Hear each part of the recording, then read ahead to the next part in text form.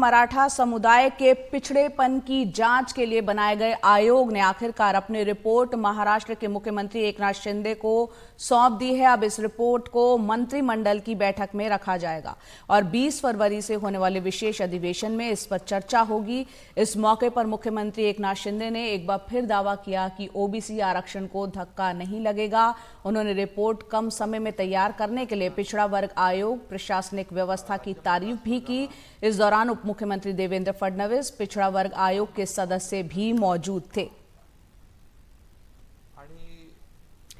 तो मराठा समुदाय के पिछड़ेपन की जांच के लिए जो आयोग था, आखिरकार उसने जो है अपनी रिपोर्ट महाराष्ट्र के मुख्यमंत्री को आखिरकार सौंप दी है। और आपको बता दें कि अब इस रिपोर्ट को कैबिनेट के अंदर बैठक में रखा जाएगा और फिर 20 फरवरी से जो विशेष अधिवेशन शुरू होने जा रहा है, इस रिपोर्ट पर उस पर चर्चा होगी। एकनाथ शिंदे जो कि राज्य के मुख्यमंत्री हैं, उन्होंने ये दावा किया है कि ओबीसी आरक्षण को इससे धक्का नहीं लगेगा। सुनील सिंह हमारे सहयोगी फोन लाइन पर हमारे साथ जुड़ रहे हैं। सुनील, इस रिपोर्ट के से जुड़ी क्या जानकारी मिल पा रही है?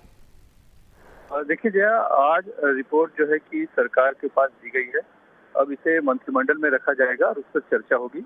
और जैसा कि मुख्यमंत्री ने दावा किया कि 20 फरवरी को विशेष अधिवेशन बुलाया जा रहा है, उस पर फिर आगे इस पर फैसला लिया जाएगा। लेकिन जो बात है कि जरांगे पाटिल जो मराठा आरक्षण के चेहरा है, वो उनके उपवास का आमरण अनशन का 7वां दिन है और उनकी स्थिति तबियत लगातार खराब होती जा रही है। उस संदर्भ में ये बहुत महत्वपूर्ण है क्योंकि अभी आगे जो भी मराठा आरक्षण में करना है, उसका सारा दारोमदार इस पिछड़ा आयोग की रिपोर्ट पर ही निर्भर है।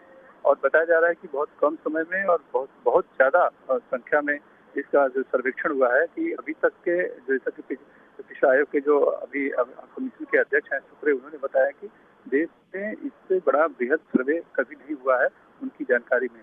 तो लगभग वो बृहद सर्वे किया गया है। तो एक विस्तृत रिपोर्ट तैयार होगी जो आगे चल के मराठा आरक्षण दिलाने में कहीं न कहीं एक तरह से कामयाबी दिलाएगी, ये बताया जा रहा है। तो फिलहाल अभी क्योंकि वो सिर्फ सरकार को दी गई है, मंत्रिमंडल चर्चा होने के बाद इसके पॉइंट हमें सामने आ पाएंगे, तब ज्यादा विस्तृत जानकारी मिलेगी।